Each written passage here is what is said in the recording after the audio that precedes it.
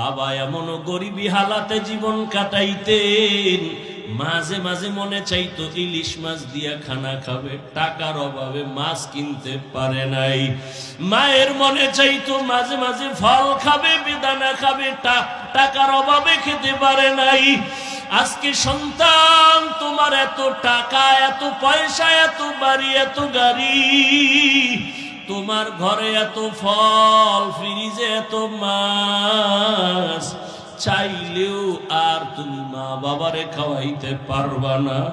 ওই বাবায় সাদা কাপড়ের প্যাকেট হইয়া কবরে ঘুমায়।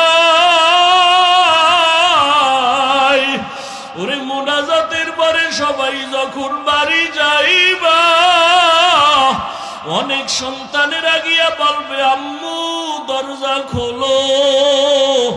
অনেকের মা বাবায় সারা দিয়া বলবে বাবা ঘুমাই নাই, তাড়াতাড়ি আসো। আর একদল তোমার মতো সন্তান কিন্তু মা নাই, বাবাও নাই, জীবনে আর কোনোদিন বাবা বলে ডাক দিতে পারবে না, আর কোনোদিন বাবার চেহারাটাও দেখবে না। ঈদের নামাজ পড়িয়া একটা যুবক কবরের কিনারায় দাঁড়ায় কান্না করে। ও যুবক, ঈদের দিন বড় আনন্দ বাদ দিয়া তুমি কবরের কিনারায় কেন কান্না করো?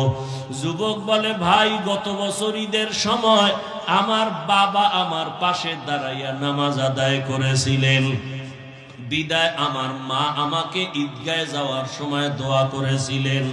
আজকে যখন আমি ঈদের নামাজে বের হইতেছি, হঠাৎ করে আমার মা বাবার কথা স্মরণ হয়ে গেল।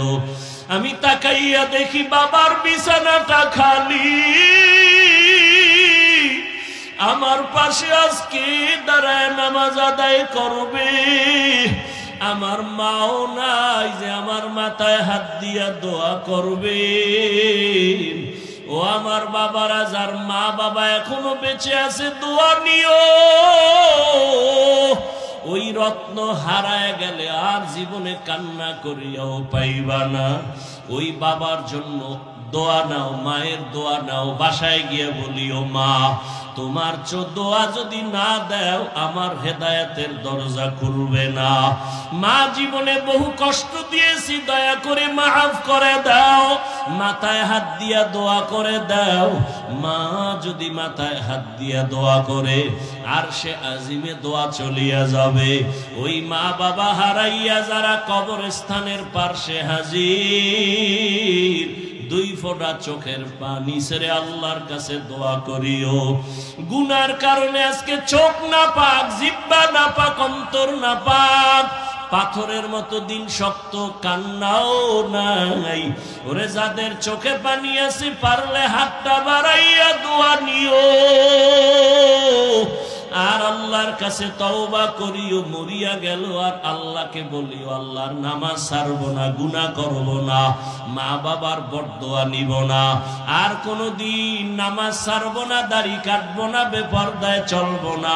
উলামায়ে কেরামের নেক দোয়া নিয়া, মা বাবার দোয়া নিয়া, শিক্ষকের দোয়া নিয়া, নবীর আদর্শ মতে চলবো। তওবা করতে যদি পারো রে বাবা, আল্লাহ সাথে সাথে গুনাহমুক্ত করে তওবা কবুল করে নিবেন।